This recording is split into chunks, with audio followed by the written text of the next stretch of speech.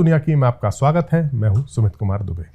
बीते कुछ वक्त से मिडिल ईस्ट में ईरान के साथ हुई इजराइल की तनातनी और अमेरिका की भूमिका से इतना साफ हो गया कि ईरान अब कोई इतना हल्का मुल्क नहीं रहा है जिसे फौजी ताकत की दम पर झुकाया जा सके। ईरान को मजबूत करने में रूस के साथ उसकी जुगलबंदी ने भी बेहद अहम भूमिका निभाई है। और अब कुछ ऐसी खबरें भी आ रही हैं जो बताती हैं कि ईरान और रूस की जोड़ी ना सिर्फ मिडिल ईस्ट में बल्कि अफ्रीका महाद्वीप में भी अमेरिका के लिए परेशानी खड़ी करने जा रही है। अपने इस वीडियो में हम बात करेंगे कि कैसे ईरान अफ्रीका में अपनी पकड़ मजबूत कर रहा है, लेकिन उससे पहले आपको ईरान के दोस्त यानी रूस की अफ्रीका में बढ़ती हुई भूमिका से रूबरू कराते हैं, जिसने अमेरिका के माथे पर पसीना ला दिया है। दरअसल अफ्रीका एक ऐसा महाद्वीप है जिसमें मौजूद मुल्कों की गरीबी और उनका पिछड़ापन किसी से छुपा नहीं है। अफ्रीका में मौजूद देशों की ये बदकिस्मती ही है कि उनकी धरती पर तमाम तरह के खनिज पदार्थ मौजूद हैं, लेकिन उनकी आवाम गुर्बत में जिंदगी जी रही है। एशिया के तमाम देशों की तरह अफ्रीका के मुल्कों पर भी औपनिवेशिक काल से ही अमेरिका और उसके साथी यानी यूरोपीय देशों का प्रभाव रहा है। इन पश्चिमी मुल्कों की कंपनियों को इन गरीब अफ्रीकी देशों के संसाधनों से प्रॉफिट कमाने के लिए खुली छूट मिली हुई है।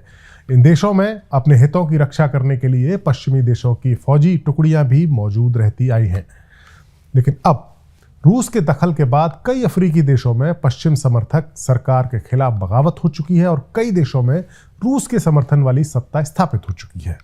ऐसा ही एक अफ्रीकी मुल्क है नाइजर, जहां पिछले साल तख्ता पलट हुआ था और अमेरिकी परस्त सरकार की जगह या यूं कहे कि फ्रांस परस्त सरकार की जगह रूसी समर्थक मिलिट्री जुंटा ने सरकार की कमान संभाल ली है।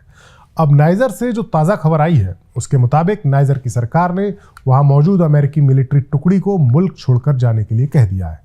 और यही नहीं, नाइजर में अमेरिका को एक बड़ा झटका देते हुए उस सरकार ने अपने एयरबेस में मौजूद अमेरिकी फौजियों की जगह रूसी मिलिट्री को एंट्री करने की इजाज़त दे दी है। रूस के सैनिकों को जिस एयरबेस में घुसने की इजाज़त दी गई है वो अमेरिकी सैनिकों के पास रहा है।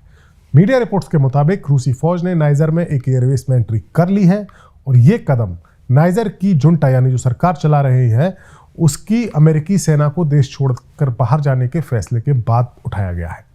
नाइजर के मिलिट्री शासन ने हाल ही में अमेरिका से कहा था कि वो अपने 1000 फौजियों को वापस बुला ले। यह एयरबेस नाइजर की राजधानी नियामी के डियोरी हमानी इंटरनेशनल एयरपोर्ट के पास में ही मौजूद है, यानी इसकी लोकेशन बेहद खास है। अमेरिका और उसके साथी देश बीते कुछ समय में अफ्रीकी देशों से उनको सेना वापस बुलाने के लिए मजबूर होना पड़ा है।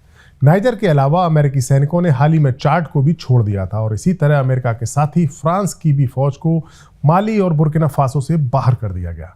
लेकिन नाइजर में रूस का प्रभाव स्थापित होना अमेरिका के लिए एक बड़ा झटका है, क्योंकि नाइजर वो अफ्रीकी देश है जिसमें दुनिया की बड़ी शक्तियों को खासी दिलचस्पी है। और इसके पीछे की असली वजह है नाइजर में यूरेनियम का वो खजाना जिसके लिए अमेरिका और फ्रांस जैसे देशों के हाथ से निकलकर वो अब रूस के हाथ में पहुंचने की संभावना जताई जा रही है। सबसे पहले आपको नाइजर के ताज़ा हालात से रूबरू कराते हैं। दरअसल नाइजर में बीती 26 जुलाई को यानी पिछले साल 26 जुलाई को डेमोक्रेटिक तरीके से चुने गए प्रेसिडेंट मोहम्मद बजोम को गिरफ्तार करके सत्ता पर कब्जा कर लिया गया था और फौज ने ऐसा किया था। बगावत करने वाले ग्रुप रूस का समर्थक माना जाता है। नाइजर में फ्रांस के मिलिट्री बेस पर उसके और अमेरिका के 1000 से ज़्यादा सैनिक मौजूद थे। नाइजर दुनिया में सबसे गरीब देशों में से एक है। इसकी आबादी यानी 80% आबादी खेती पर निर्भर है। करीब 2.5 करोड़ की आबादी वाले नाइजर की 20% जनता बेहद गरीबी में जीवन यापन कर रही है। लेकिन नाइजर की धरती कई तरह के प्राकृतिक संसाधनों से भरपूर है और खासतौर से नाइजर में यूरेनियम का बड़ा खजाना मौजूद है। क्लीन एनर्जी के लिए यूरेनियम फ्रांस समेत पूरे यूरोप की बड़ी ज़रूरत है। नाइजर दुनिया में यूरेनियम का 5वां सबसे बड़ा उत्पादक देश है। 2019 में इसने 2500 टन के करीब यूरेनियम का निर्यात किया था। यूरोपीय यूनियन ने साल 2022 में अपनी ज़रूरत का 25% यूरेनियम नाइजर से ही खरीदा था। इसके अलावा नाइजर में सोना, चांदी, कोयला, जूना, पत्थर, नमक, टिन और सीमेंट और जिप्सम के बड़े बड़े भंडार मौजूद हैं।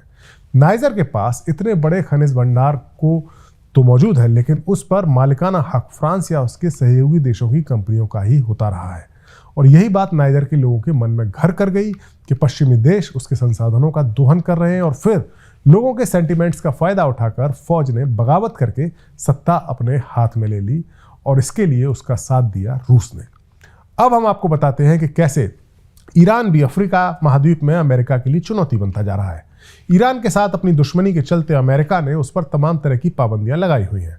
इन पाबंदियों का मकसद ईरान को पूरी दुनिया में अलग थलग करना है। अमेरिकी पाबंदियां कुछ इस तरह से होती हैं कि अगर पाबंद हो चुके मुल्क के साथ कोई दूसरा मुल्क व्यापार करता है तो अमेरिका उस पर भी कार्रवाई करने का हक रखता है।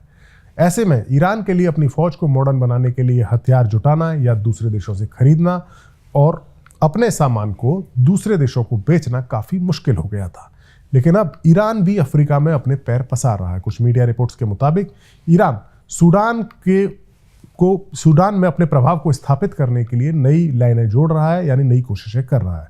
ईरान अफ्रीका महाद्वीप पर अपना प्रभाव बढ़ाने के लिए हर मुमकिन कोशिश कर रहा है। ईरान, अफ्रीका और ईरान का एक व्यापार शिखर सम्मेलन होने की योजना बन रही है, जिसमें 40 से ज्यादा अफ्रीकी देशों के नुमाइंदों की शिरकत करने की उम्मीद है। ईरान अफ्रीका में इसी तरह से अपने निवेश को करना चाहता है, यानी इस तरीके से उसके साथ एंगेज होना चाहता है जैसे उसने यमन में हूती विद्रोहियों की मदद की है। ईरान इस लिहाज से सूडान, इरिट्रिया और जिबूती के साथ अपने रिश्ते बढ़ा रहा है। सूडान को तो ईरानी ड्रोन का भी निर्यात किया गया है, ऐसी खबरें हैं। ईरान सूडान की जो मिलिट्री है उसकी ऐसी मदद करके अफ्रीका महाद्वीप में अपनी मौजूदगी को पुख्ता करना चाहता है और इसके लिए एरिया ऑफ इन्फ्लुएंस अपना बनाना चाहता है, मिडिल ईस्ट के अलावा भी अफ्रीका महाद्वीप में।